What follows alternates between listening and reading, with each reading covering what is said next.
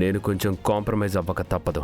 నిజం చెప్పు bro, Rudrababu ఇవ్వబోయే gift ఏమై ఉంటుంది అనుకుంటున్నావు? నువ్వైతే పెద్ద ఆఫరే ఎక్స్పెక్ట్ చేస్తున్నావు కదా, అంటే రుద్రబాబు చెప్పినట్టు చేస్తున్నావు అంతేనా? చెప్పా కదా, నాకు కావాల్సిన దానికోసం నేను ఒక అడుగు తగ్గినా తప్పులేదు. వెళ్ళి గెస్ట్ని రిసీవ్ చేసుకో, ఎవరికి ఎటువంటి ప్రాబ్లం రాకుండా చూసుకో. ఓకే.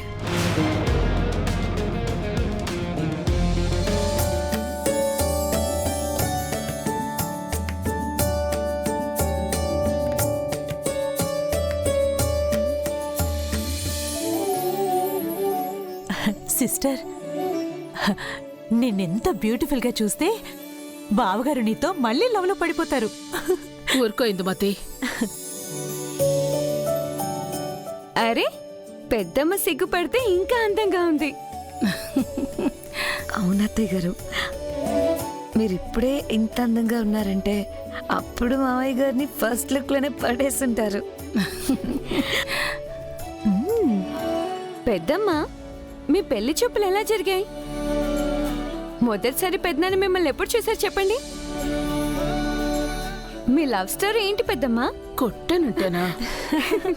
మీరందరూ నన్ను టీజ్ చేస్తున్నారన్నది నాకు అర్థమైంది. నేను రెడీ చేసింది చాలు, అవతల మీ పెద్దనాన్న రెడీ అయ్యారో లేదో.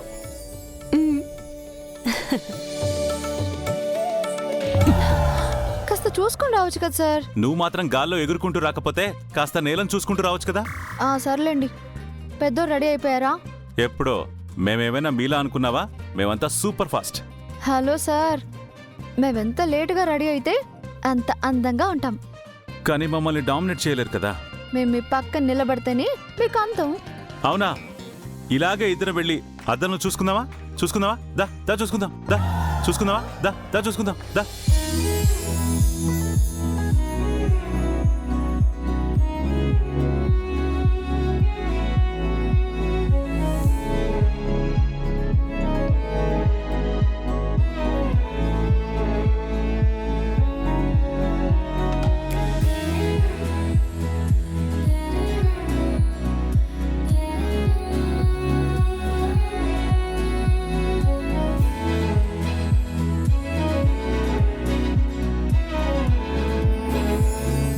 ఏంటలా చూస్తున్నావు?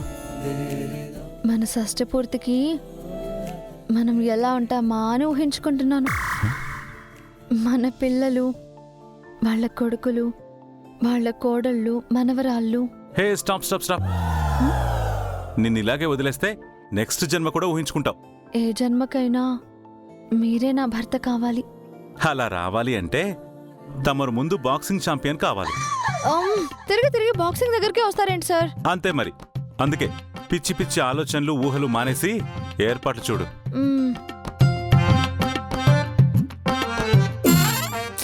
పెద్దరు మక్కంగారు, ఇది ఇల్లా ఇంద్రభవనం అండి? మీరు ఎక్స్టీరియర్కి ఇలా అయిపోతున్నారంటే ఇక ఇంటీరియర్ చూస్తే ఏమైపోతారో. ఆహా, నిజంగానే ప్యాలెస్ లాగుందండి. ఇంత గొప్పింటి కోళ్ళయ్యండి మనందరితో చాలా నార్మల్గా కలిసి పనిచేస్తున్నారంటే మేడం ఎంత గొప్పవారండి. మేడం మక్కంగారు. మేడం అంతే అంటారు, అంతే కదా? ఈ డైలాగ్ విని విని విని నాకు నోటెడ్ అయిపోయింది. పదండి పదండి. రండి రండి రండి. Sir, good morning sir. ఎలా ఉన్నారు? బాగున్నారా? మీరందరూ వచ్చారేంటి?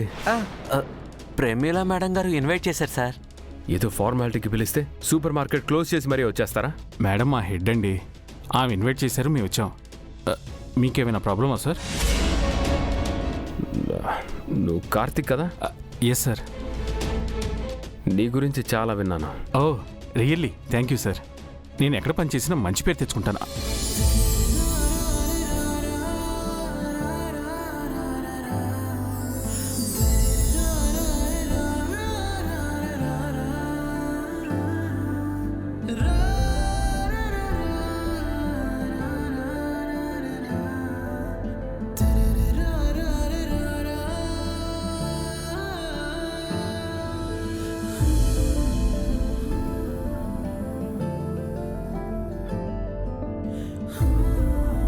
అందరూ వచ్చేసారా?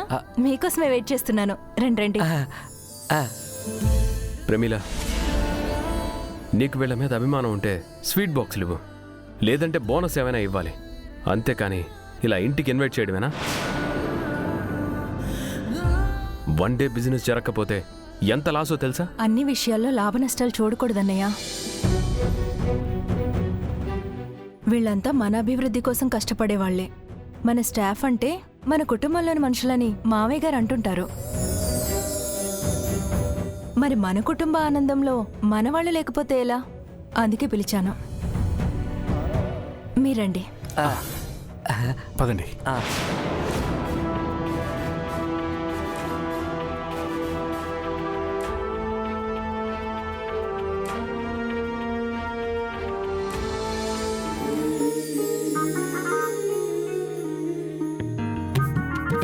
మక్కం గారు, మేడం నేను ఇచ్చిన చీర కట్టుకున్నారు. దేవతలాగా ఉన్నారు కదా. మేడం ఇప్పుడు దేవతలానే ఉంటారు. మీరు ఇచ్చిన చీర స్పెషల్ కాదు. నా క్రెడిట్ ఇవ్వడం మీకు అస్సలు ఇష్టం లేదు కదా. కార్తీక్ గారు తీసుకోండి.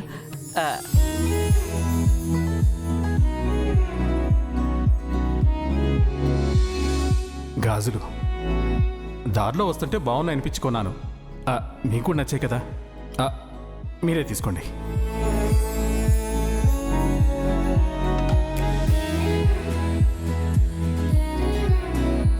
తీసుకోండి. Thank you madam. తీసుకోండి. Thank you madam. మీరు కూడా తీసుకోండి. Thank you madam.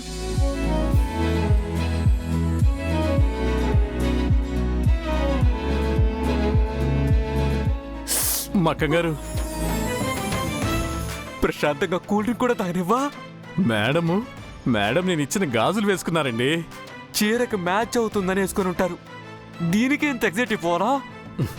ఒక్క మాట కూడా పాజిటివ్గా మాట్లాడేంటండి. నేను హ్యాపీగా ఉండడం మీకు అసలు ఇష్టం ఉండదా? మీతో ఉంటే నన్ను ప్రశాంతంగా కూల్ డ్రింక్ కూడా తాగనివ్వరు. నేను వెళ్తున్నా.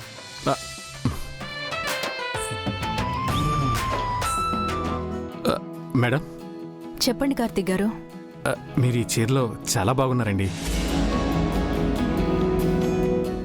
అంటే మేమంతా అభిమానంగా ఇచ్చాం కదా, అందుకే చాలా సంతోషంగా ఉంది.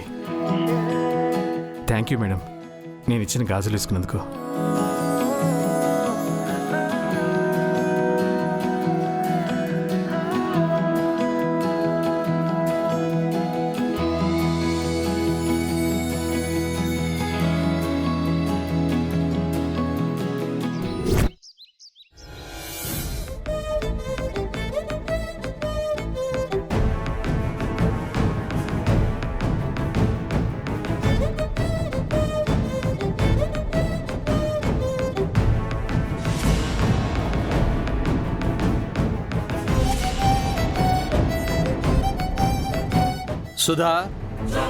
సుధా, ఏమండి?